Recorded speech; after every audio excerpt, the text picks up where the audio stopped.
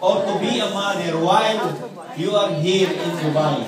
Mas mahirap ba o madali ang pagiging ina habang ikaw ay nandito sa Dubai? May anak naman siya dito sa Dubai eh. Bakit? Oo, tatlo. Ampon.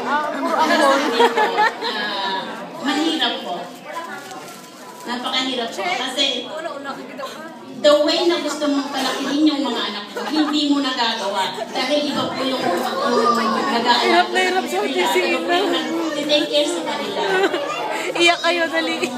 Kaya napakahirap po. Kasi experience ko po for 14 years.